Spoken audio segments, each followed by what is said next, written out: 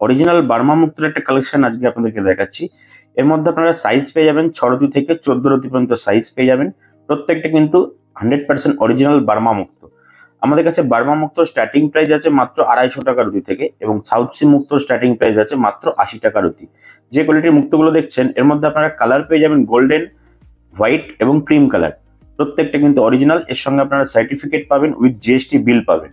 এছাড়াও আমাদের home delivery সুবিধাও আছে। যে কোনো গ্রহরত্ন আপনি বাড়ি বসে আমাদের কাছ থেকে পারচেস করতে পারেন।